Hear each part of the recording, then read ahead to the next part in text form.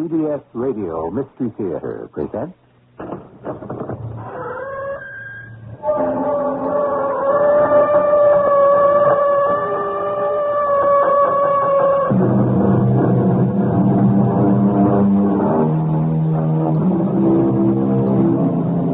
Come in. Welcome. I'm E.G. Marshall. Webster's definition of coincidence is, in part, a group of concurrent events remarkable from lack of apparent casual connection. That's quite a mouthful. Somehow it seems to me a simpler definition might be that coincidence makes half, at the very least, of the best stories in the world possible. This, then, is a story founded on people and the accident of coincidence. Sergeant Quinn, we've got to nab him soon before he meets some babe who won't go his route and he flips bad enough to wipe her out. Do you suppose, Lieutenant, his wife, if he's got one, knows what danger she's in? What I wonder is, does this guy know how sick he is?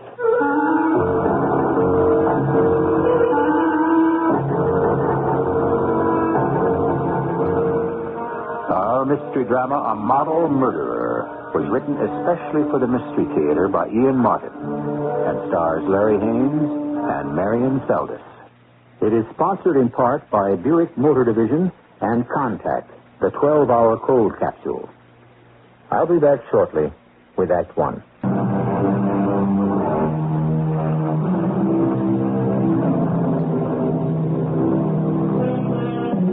The world is filled with men of all stripes and colors, driven by an inner compulsion to maintain a macho image. Not so much for the world at large, but for themselves. Such a one is Lou Richmond, appliance salesman. At first glance, not such a glamorous business. But then, at first glance, neither is Lou. Except that, for some inexplicable reason, this 40-odd-year-old man with a receding hairline and slightly paunching has his own special magic with women and the luck of the devil getting away with it until... But that's the story, isn't it? Excuse me. But will you just permit me to say how exquisitely lovely you are? How can I stop you? You've already said it. You know, I've been watching you from the other side of the bar. Watching? My eyes have been glued. It would have been hard not to be aware of it. Particularly since the bartender tells me you brought me this. Oh, the drink. You haven't tasted it yet. I don't usually accept drinks from strangers. And one is my limit, anyway. Well, you don't have to drink it. Sorry if I was out of line. It was only meant to be a gesture to beauty, which I hadn't meant to follow up. Forgive me. I should say thank you. I didn't mean to be ungracious. Oh, you couldn't be ungracious if you tried. You come on very strong, don't you? Well, I didn't mean to. It's just that as a professional photographer, my eye always leaps and is caught by the exceptional. But I should leave you. You're obviously waiting for someone. Waiting is the right word. It's become a rather annoying avocation. Well, I just can't believe any man would stand you up. It wouldn't be the first time. I don't think I'm going to give him the chance again. You said photographer. Yeah. Oh, I should introduce myself. My name is Philip Evemonte. The Philip Evemonte? Well, I guess so. No, I really am flattered. I mean, my name is Christine Pollock. Won't you sit down? Well, if you're sure you want me to. I'm the one who has been stirred up. I don't see why you should be, too. And I'll drink to you, to your matchless beauty. No, don't say anything. Just accept, like any goddess you're due. You're a bit much, you know. The trouble with honesty, no one believes the truth. Now, wait a minute. I've heard some expert lines in my time. Oh, it's no lie, Miss Pollock. Except my lifeline. You know, without subjects to bring it to life, my camera is no more than an object. I risk anything to give it the opportunity to live. You think of me as a model? Oh, what else? You know, I could make you the #1 model in the country within 6 months. I'd like to believe that. Oh, you can. What do you do? Here in Washington? What else? I'm an executive secretary. Yeah, but you have modeled. You can't tell me you haven't. That's right, I have, but I didn't quite cut it. Well, that's because you didn't have the right photographer. Would you, like to take another whirl at it? Why, yes. Anything rather than what I'm doing now. Would you like to, talk it over as a business proposal? As a business proposal? Mm-hmm. Yes. Good. Well, this is hardly the place, but, see, I'll be gone by tomorrow morning. And you say you have a date. I had a date, Mr. Evemonte. I consider it broken as of 5 minutes ago. Well, then, suppose we go up to my room and, discuss your future. Your room? Yeah, as I said, this isn't the place. You know who I am. Yes, sir. I realize I may not get a break like this again. I don't have that kind of money. I don't have any money at all. Well, there's got to be some way to raise it. If you can get me work, I'll plow back every cent I make. Yeah, I know, baby, and I'd help out, but you have to have something to make a start. I mean, it's got to be L.A. or New York for the big run. You need a wardrobe and just to be there. Now, I'll spring for film and studio, but I can't run it all. I know. I couldn't expect you to. But I just don't have the money. Yeah. Well, it was a good try. Well, does that have to be the end of it? No. Not as far as we're concerned. We can talk it all out again tomorrow. Meantime, we can have a ball together and live it up, huh? Oh, not just a minute, Mr. Evemonte. Now, let's make it Philip. Let's make it nothing. This was strictly a business proposition, you said. Yes, that's right. Don't! Look, I'm not interested. Yeah, but I am. So let's get with it, huh? You let me go, or I'll scream. No. Better not try that, kid. I could mess you up. I could break your arm. What are you talking about? You and me, and why you're here. Now, shut up if you know what's good for you. From now on, I call the turn. I'm in charge.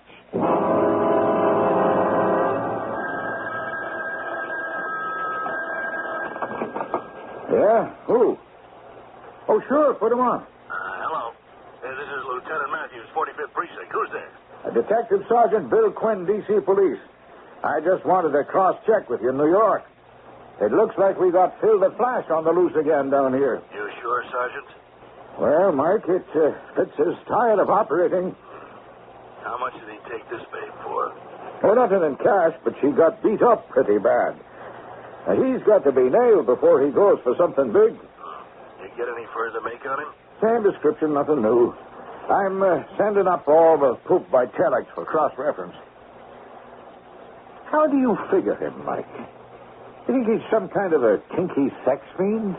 Well, I'm not all that big in psychology, Bill, but I don't figure him that way at all. See, I see him married and henpecked. And something pegs him down at home, so he moves out to prove he's a man, not a mouse. What kind of weirdo you figure him married to? No, not so weird. Just strong. Too tough for him to crack. Strong? How? Who knows? Mentally, I doubt physically. Maybe she holds the purse strings. Well, so what's the answer? Just that we gotta nab him soon before he meets some babe and he flips bad enough to wipe her out completely. I wonder if his wife, if he's got one, knows what danger she's in. What I wonder is, does this guy, whoever he is, know how sick he is?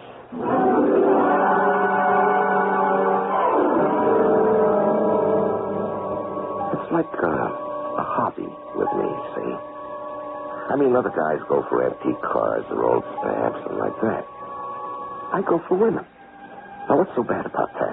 I mean, beautiful women. I always had them, even before Phoebe. Half the fun is the line, the technique, the way to break them down. They all go for my line. I never figure them not to. And I can use the dough. Phoebe sure keeps me on a short leash and demands the old paycheck right on the line. So a guy's got to have a little outside income somewhere, right? Sometimes I have to laugh. If she only knew. I mean, like, if she only knew how close she is from the truth. And how far. I thought you were supposed to be on the late shuttle last night, Lou. Well, you know how it is with business, Phoebe. Things came up. What things? You really want to hear? I really would, for once. If it was the truth. And that's what knocks me. What? Always a needle. You don't believe me, No. huh? Well, that's that. Not quite. Let's lay it right on the line, Lou. I've had it up to here. I want a divorce. Oh, that's nice. You want me to give you one? That's right. You've lived off me for too long. Now, wait a minute, Phoebe. No, not even an instant. I've had it. You can go tomcatting around all you want. I don't care anymore. But you better take care. Because you're not going to have it so free and easy from now on, one way or another. I'm keeping tabs on you. All right, what does that mean? You better look out for your pickups. Because sooner or later I'll find you out and I'll stick you, my big macho butterfly. When we break up finally, you're going to take all the blame.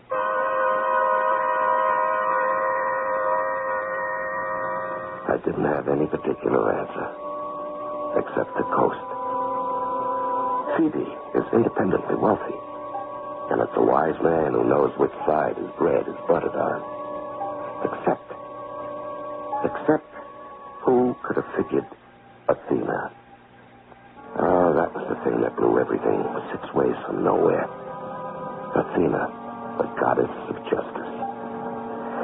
But who knew she would weigh the scales on me? It started out just like usual. Excuse me. Would you just permit me to say how exquisitely lovely you are? Should I? Just because you tried to buy me a drink? No, the drink was a gesture. My statement was a compulsion. After all, I am at best half a man. How is that again? Well, the other half of me is my camera. Insatiable, demanding, never satisfied with anything less than perfection. So, when I see it with both eyes... Are you trying to tell me you're a photographer? I am. Well, it's a small world. I'm a model. Oh, really? Professional? Of course. Well, not quite yet. It's a little difficult in Youngstown to get started. That's why I came to New York. Perhaps I can help. May I introduce myself? You've gone this far. Why not? But my name is Philip Evesemont. Yours? Athena Blackwell. I mean, that's the name I'm going to use when I... Evesemont? Not the Philip Evesemont. Well, I suppose I'd have to say yes to that. But you're one of the most famous photographers in the world. Well, I've been very lucky. Because I know how to pick the right subjects to make me look good, to make me successful. Like you. You want to photograph me? No, not only to photograph you, to create you. Create me? Yeah. Well, that was a clumsy way of saying it. What I meant is, I want to evoke your personality so it shines with your beauty. I see you in ethereal creations, the sheerest of satins and silks, molding you and yet concealing you. Why? I mean, there's so much expense involved, isn't there? Well, would it be too much to pay to become the top model in the country? I could make you that in 6 months. The top model? Mm-hmm. Well, I'd have a little money saved up, but I don't think it would be enough. Yeah, how much? It's so expensive to live in New York. There isn't so much left. About $3,500. Well, we'll just have to make it do. Where are you living now? Oh, I have a furnished room in Queens. It isn't the best place, but it's reasonable. Yeah, now, look, we've got to move you out of there right away. We'll check you into the Savoy Regent. The address is very important. Now, we've got to start creating a wardrobe for you tomorrow, and I'll help you shop. And then we'll see about building you a portfolio. But look, this is no place to talk business, is it? Why don't we go up to my room? Oh, I don't know. This is moving awfully fast. Well, that's the way with success when you get a chance to grab it. How do I know that? I mean, I may have been alone at a bar, but I'm not a pickup. No, we're talking about a career. Or don't you want one? Yes. Well, let's forget any personal relationship, okay? Let's just consider how lucky it is we ran into each other and what a huge business success, if we handle it right, we can make together. Now, shall we go upstairs? Plan the future. had her hooked. And obediently, she came upstairs. $3,500 was a nice little bundle. And for the 10 days I'd had to spend in New York, it would serve us very nicely. The fringe benefits would come soon enough. It's a nice little setup, I thought. How the devil could I know it was the beginning of disaster?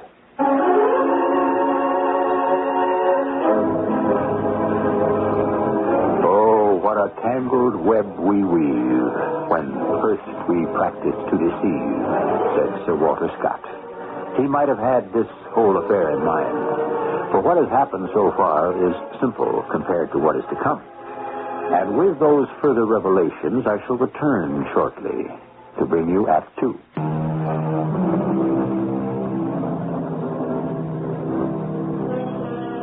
Some people never learn, and Lou Richmond is typically one of them. This little masquerade he's conducting in New York proves to be the last straw for his long-suffering wife, Phoebe.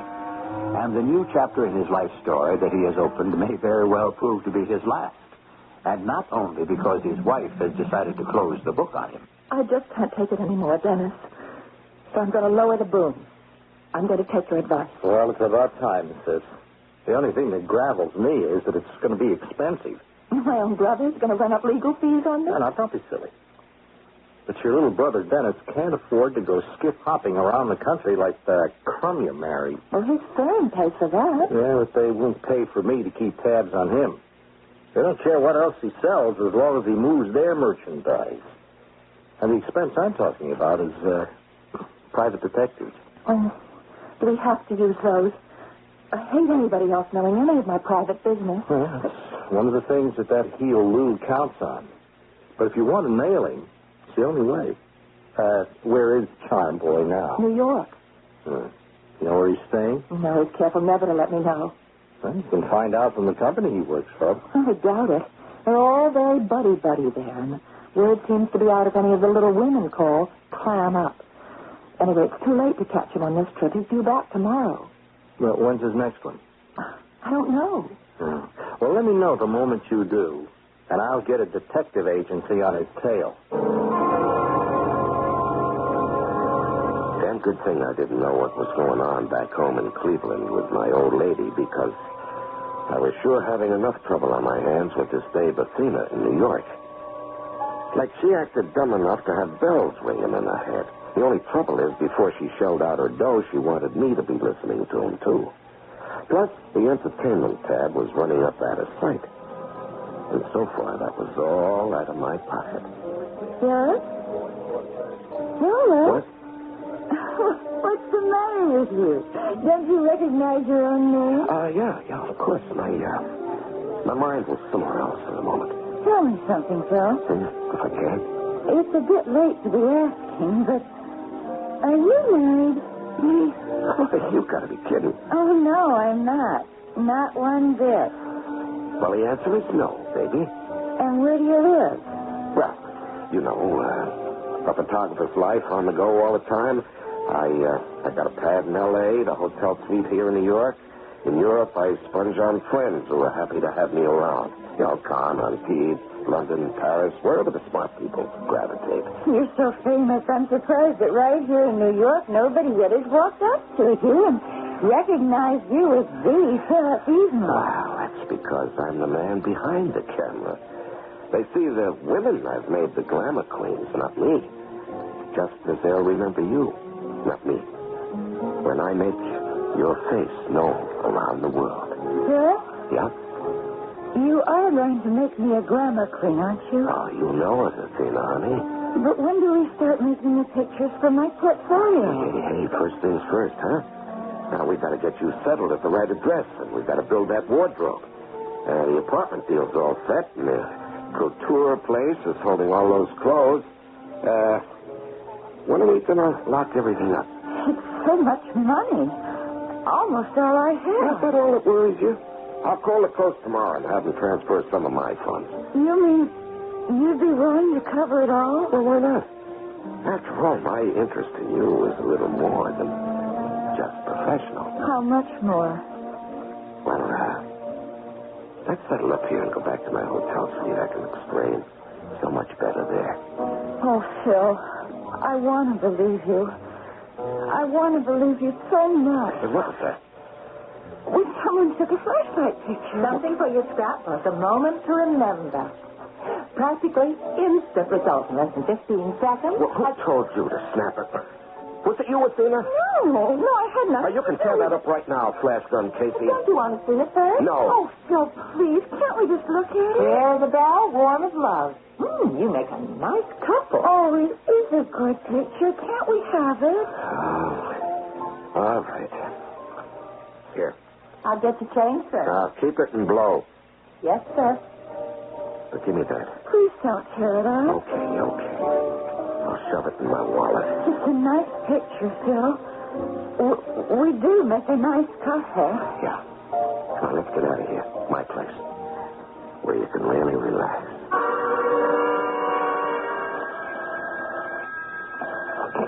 Lieutenant Matthews, 45th Precinct. Who? Sergeant Quinn? From Washington? Oh, yeah, sure. Put him on. What? Right outside in the squad room? Well, send him in.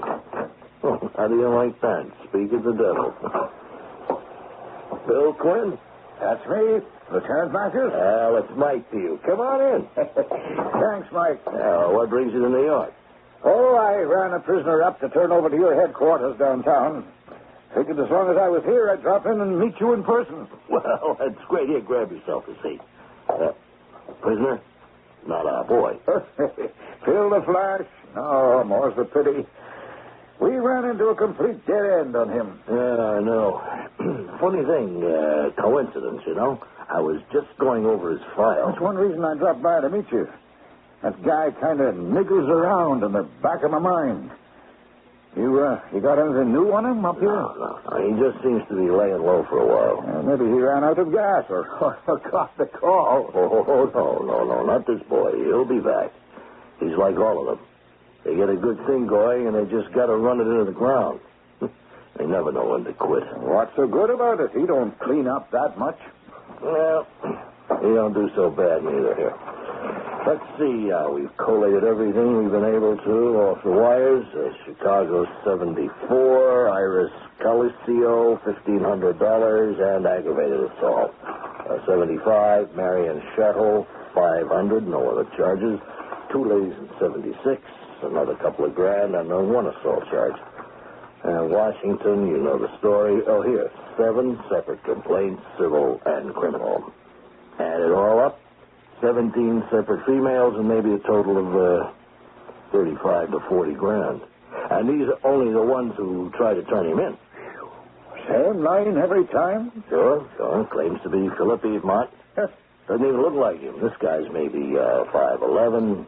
Piedmont's 6, 7, or 8. This guy's heavy set, paunchy. His teeth are not so good. He's balding. But Piedmont has a head of hair like a lion and a set of choppers like a movie star.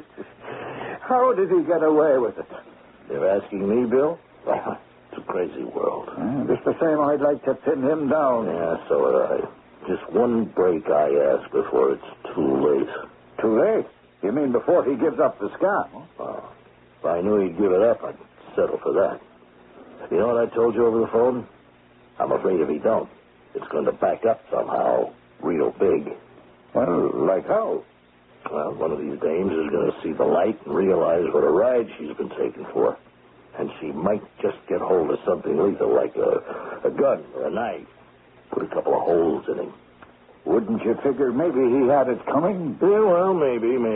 But what really worries me with this guy's history of assault and battery is what he might do if one of them tried to blow the whistle on him before he had a chance to duck. I'm afraid of how far he might go to keep his identity a secret. Hey, sometimes I think I'm getting old. My wife says even my worries have worries. Come on. Let's go hoist a couple of beers in the local pub and congratulate ourselves that as far as we know, old Phil the Flash is off the prowl. No. Well, why'd you come up here to my room? To get things settled, to find out just where we stand. You know where we stand, Athena. I don't. Oh, I mean, first of all, I thought we had a business arrangement, but now... All right. Now what? Now it's something else. Something I'm just not ready for, Phil. Oh, come on. Let's see now.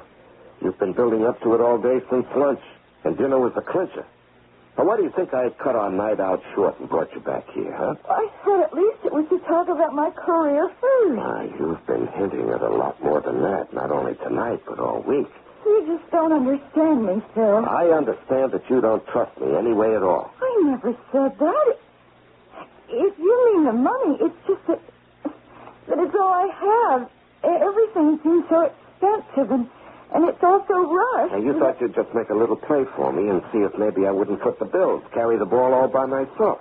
No, that's not what I thought. Sure. Maybe it even went a step further.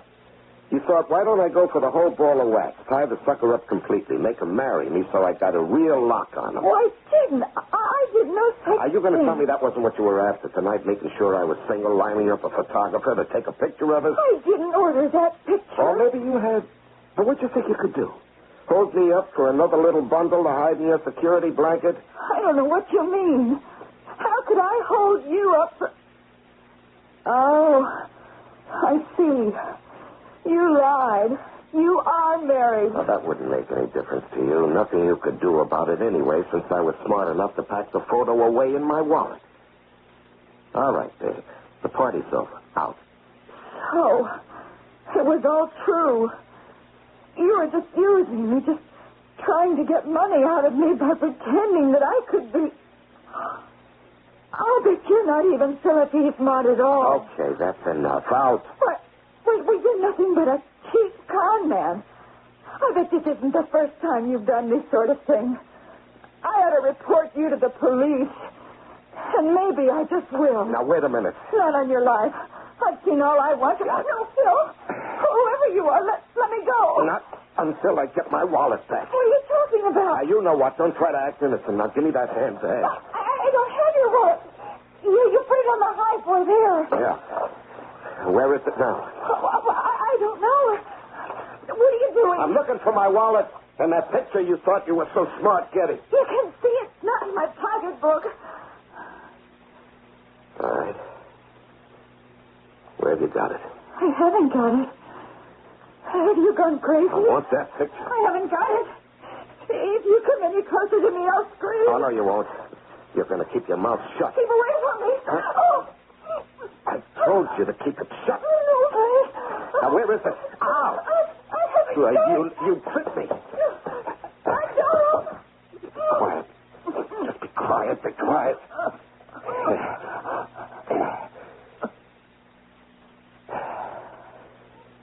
That's better. Okay, now, come on. Don't try to fool me. Come on, where is it? Where's my wallet? Athena?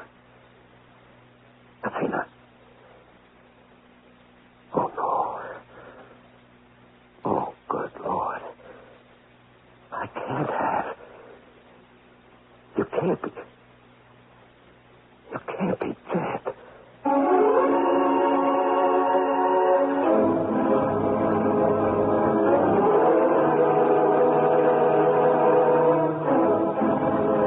Experience is a matter of instinct about life, said Oscar Wilde, or words to that effect.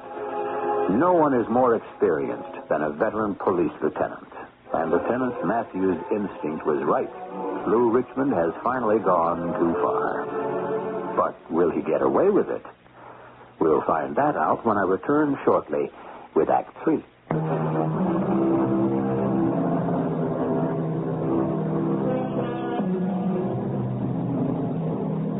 At the climax of Gilbert and Sullivan's operetta, The Mikado, the three principals sum up the dramatic tension of the moment in these statements. Here's a howdy-do, here's a pretty mess, and here's a state of things. Now, I don't think Lou Richmond could be so polite and contained in his quandary. It is, after all, one thing to have an angry, disillusioned woman on your hands, but quite another to have a dead one. Oh, wait a minute. Is she really dead? We didn't stop quite long enough before to find out, did we? I never figured anything like this to happen. I just never figured it. I didn't choke her all that much. Maybe when we fell, somehow her neck... Oh, what's the difference? She's dead. I gotta get out of here. No, wait a minute. No, the wallet. That picture. That's her only tie to me. I gotta find that first. And let's see. Where could it be? It's crazy. I had my wallet when I came in here. I put it on top of the highboy there. Nothing back. Under. Not anywhere. Now, what could have happened? Now, let me think now. We came out of the restaurant. I was putting my wallet in my pocket. Maybe I dropped it there. Or maybe in the cab. Or getting out. Yeah, getting out. That must have been it, getting out. That's what it must have been. It sure ain't anywhere in the suite or I'd have found it. Well, kiss your luck, Lou Richmond. And hightail it out of here fast.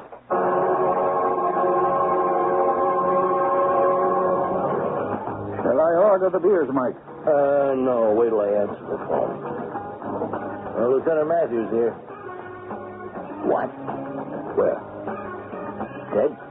Well, is there any idea? Athena Blackwell. Okay, I'm on my way. You don't have to tell me, Mike. Forget the beer, huh? I'm sorry, Bill. My precinct, some dame. Homicide. You can't argue with the big M. You, want to see how we handle it in Sun City? Why not? I didn't plan to go back to D.C. until tomorrow. Busman's holiday, eh? Homicide's never any picnic. But, I got a funny hunch about this one. Maybe you ought to drag along. I knew it, Bill. I could just smell it. Here, you see this? Registration? Yeah. Guess who? No. Yeah. Philip Eamont. Well, there's no chance it could really be. No. Not. I just checked the West Coast. I knew he was there to accept an award, but, you don't take chances. I called and I talked to him. He's there. So this is our boy again. Our boy. Just like you pegged it. It got out of hand for him. Yeah. Looks that way. You got any leads? No. Same description. He checked out a couple of hours ago. The night maid came by to clean up and discovered the body. There must be some way to identify him. Fingerprints, the desk clerk, or something. We'll try, but right now I can't imagine what we could dig up would ever put him on the spot.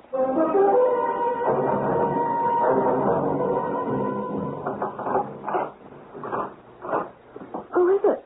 Who is that? It's all right, Phoebe, honey. It's just me. Lou? Who else? Why, I didn't expect you back until late tomorrow. Yeah, well, my plans got changed. My business was all finished, so I took the chance to get on home to you as fast as possible. What's the matter? One of your lady loves walk out on you? No, it wasn't like that. I just wanted to get back home. What? Well, that's a switch. Now, look, Phoebe, honey, I'm sorry. I'm tired and it's late. Let's not have any go-rounds, huh? Give me a break. A humble little Richmond. What happened in New York? Something go wrong? No. It's just, I've been thinking, honey. Maybe I do spend too much time away from home. Tomorrow, I'm going to tell the office I've had it with the road. It's time I stayed home more, mended a few fences. They don't need mending, Lou. They fell down a long time ago. Well, maybe it's time you and me started rebuilding them. A little late for that. Maybe it is.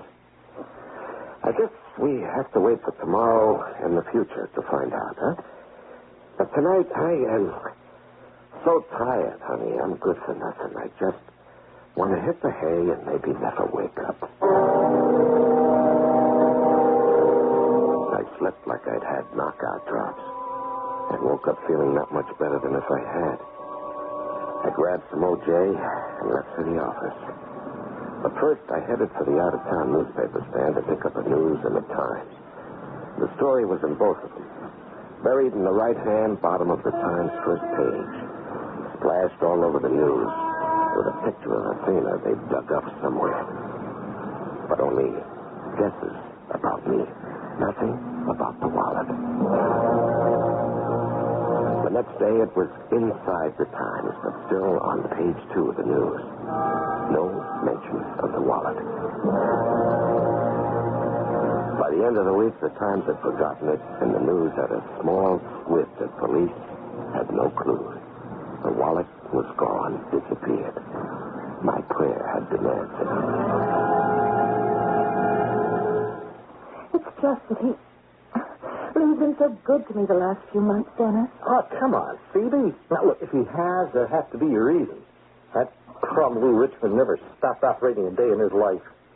You mean you're giving up the idea of any divorce action? There's just no way I could go ahead with it now. What do you mean now? Well, in 3 months, he hasn't made a road trip. He's working right here at the office in Cleveland. I have his number. I talk to him every day, and he's home every night. Just like it was when we were first married. You're making a big mistake. Now, I can see the way you feel, but this guy hasn't changed. Why won't you give him the benefit of the doubt? Because that miserable phony never gave you a break, and he doesn't deserve one from you. I don't know what turned his sails, but you mark my words, he is ducking something. He'll only be on good behavior as long as it suits him. And then he'll be back on the prowl again, and I don't like to see my only sister taken for a patsy. All right, Dennis. I promise you, if the out-of-town trips start again or anything else, you can call in your bloodhounds. But until they do, I'm going to give Lou the benefit of the doubt.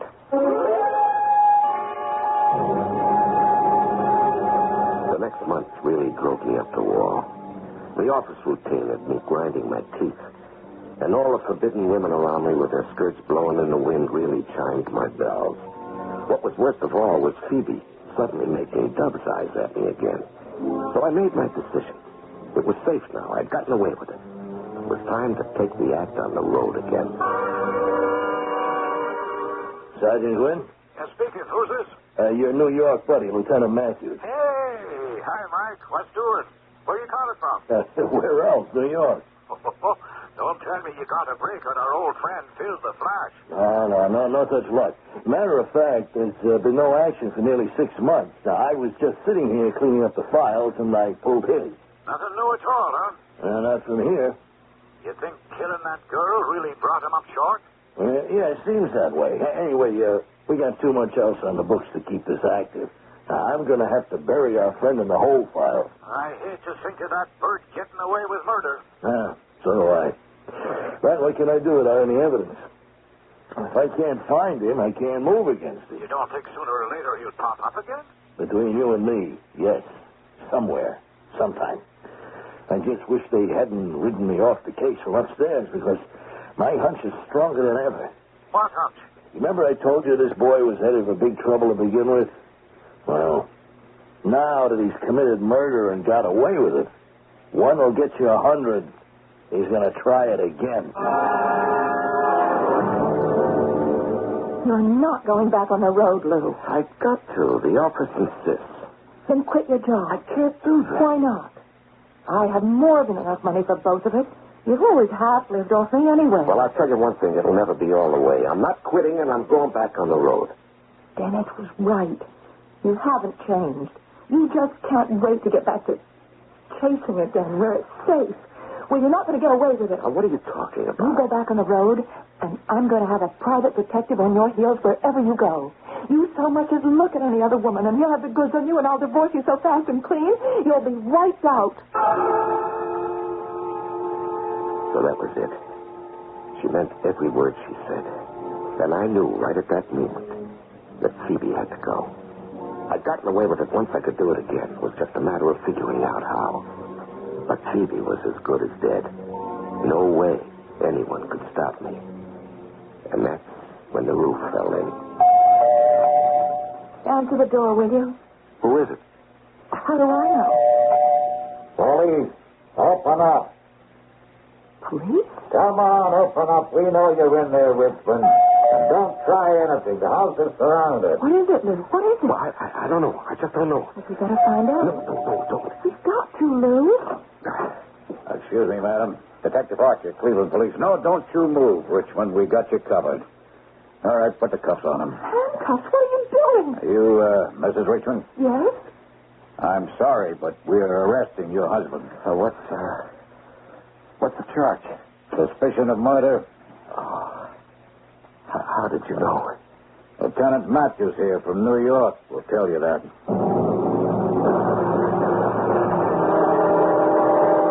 But I looked behind the high boy. So did we at the time. We missed it, too. Where was the wallet? Behind the wooden backing. It was loose at the top. The wallet slipped down inside it, behind the drawers. The hotel just started to redecorate, and when the high boy was moved, they found it. Fortunately, the hotel manager recognized the girl in the picture as the one who was murdered and called the police in. We get your name and address from the wallet, of course. Oh, murder. Well, that's exactly what it was, Mr. Richmond. And I'm sure glad we caught up with you in time to make sure you had no chance to do it again.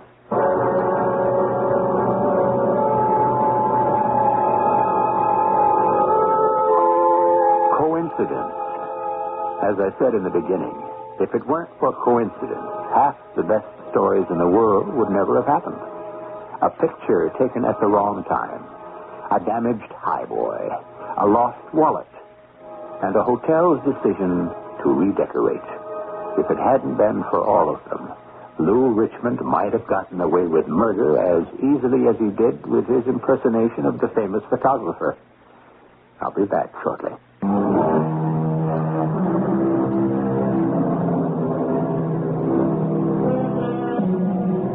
A melancholy story. What makes such a tawdry and despicable man?